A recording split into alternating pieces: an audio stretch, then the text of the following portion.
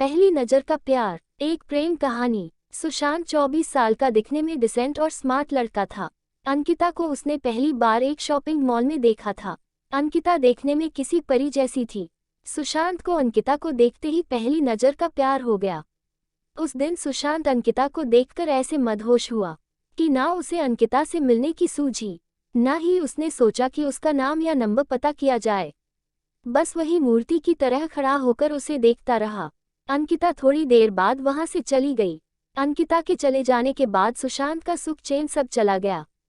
सुशांत को लगने लगा, अगर वह अंकिता को फिर से नहीं मिलता है तो शायद उसकी जान निकल जाएगी।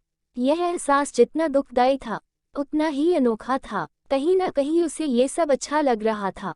शायद ये प्यार था, सच्चा प्यार। अंकिता को ढूंढने का और कोई जरिया था नहीं। इसलिए सुशांत अब हर दिन उसी मॉल में जाकर इंतजार करने लगा कि किसी दिन अंकिता वापस वहां आएगी तो वह उससे मिल पाएगा।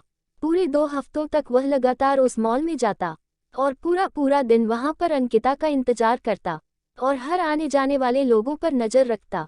2 हफ्ते बाद उसके सब्र का फल उसे मिला और एक दिन अचानक अंकिता खुद उसी के सामने आकर खड़ी हो गई। अचानक अंकिता को अपने सामने देख वो बहुत खुश हो गया और शॉक्ड भी। उसके मुंह से कोई शब्द नहीं फूट रहा था। जब काफी देर तक वह कुछ भी नहीं बोला तो अंकिता ने उसे कहा, क्या हुआ? इतने दिनों से मेरा इंतजार कर रहे हो और अब जब मैं सामने खड़ी हूं तो तुम मुझसे बातें नहीं करोगे? सुशांत ने चौंकते हुए कहा, हाँ करूंगा, बिल्कुल करूंगा। लेकिन पहले ये तो बताओ, तुम्हें कैसे पता कि मैं इतने दिनों से यहाँ तुम्हारे लिए आता हूँ? मुझे ये सब इसलिए पता है क्योंकि जिस दिन से तुमने मुझे देखा और उसके अगले दिन से तुम यहाँ हर रोज मेरी तलाश में आने लगे, उसी दिन से मैंने भी तुम पर जासूसी करना शुरू कर दी थी। अंकिता ने कहा। सुशांत के मन में एक और सवाल कौंधा। उसने पूछा, अच्छा ये तो समझ में आया कि तुमने मुझ पर बरोबर जासूसी की है, लेकिन फिर भी यह क्लियर नहीं हुआ कि तुम्हें कैसे पता चला कि मैं तुम्हारी तलाश में यहाँ पर आता था। और एक सवाल कि जब तुम्हें ये पता चल गया कि मैं तुम्हारे लिए यहाँ आता हूँ, तुम्हें अजीब नहीं लगा या मुझ पर गुस्सा नहीं आया? अगले दिन आकर जब तुमने मेरे बारे में उसी दुकान में पूछताछ की जहाँ से मैंने खरीदी की थी, तो उस दुकानदार ने तुम्हें तो मेरे बारे में कुछ भी नहीं बताया, लेकिन मैं उसकी रेगुलर कस्टमर हूँ, इसलिए उसने फ़ोन करके तुम्हारे बारे में मुझे सब कुछ बता दिया था। मुझे अजीब लगा था कि कोई क्यों मेरे बारे में छानबीन कर रहा है, इसलिए मैंने उसी दिन से यहाँ पर आकर तुम पर जासूसी करना शुरू कर दिया और दूर से ही तुम पर नज़र रखने लगी। अंकिता ने कहा। अंकिता आगे बोली, उस दिन सिर्फ तुम्हें ही मैं पहली नज़र में पसंद नहीं आई थी।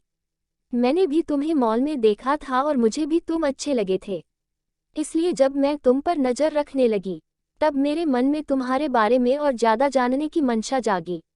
इसलिए मैं उसी दिन तुमसे बात करने के लिए नहीं आई और इन 2 हफ्तों में मैंने तुम्हारे बारे में काफ़ी कुछ जाना। मुझे ये तो पता चल गया था कि तुम मुझे इसलिए खोज रहे हो क्योंकि तुम मुझसे प्यार करने लगे हो, लेकिन मुझे इस बात को कन्फर्म करना था कि कहीं तुम्हारा प्यार सिर्फ शारीरिक आकर्षण तो नहीं है, जो अक्सर इस उम्र में हो जाया करता है। लेकिन जैसे जैसे दिन बीत गए और मैंने देखा कि तुम बिना धीरज खोई और बिना इंटरेस्ट यूज़ किए उतनी ही शिद्दत से मेरे लिए यहाँ आते थे और मुझे तलाशते रहते थे, तो मुझे यकीन हो गया कि यह महज एक आकर्षण नहीं है, बल्कि तुम सच में मुझसे प्यार करने लगे हो। और इस बात को तब और ज़्यादा मजबूती मिल गई जब मैंने देखा कि मॉल में मुझसे भी ज़्यादा सुंदर लड़कियां तुम्हारे पास से गुजरती थी, लेकिन तुम उनमें सिर्फ मेरा चेहरा देखना चाहते थे। इन 2 हफ्तों में तुम पर नज़रें रखते रखते मेरे दिल में भी तुम्हारे लिए प्यार जाग गया। और मेरा प्यार भी आकर्षण नहीं है, क्योंकि मुझे भी अब बिना तुम्हें देखे चैन नहीं आता है और मैं भी वही चाहती हूँ जो तुम चाहते हो। इसलिए आज मुझसे रहा नहीं गया और मैं तुम्हारे सामने आकर खड़ी हूँ।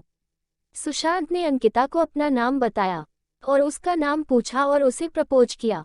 अंकिता ने हाँ कहा और दोनों के ही चेहरों पर अपने सपनों के हमसफर से मिलने की खुशी चमक उठी और एक प्यारी सी क्यूट लव स्टोरी का हैप्पी एंडिंग हुआ।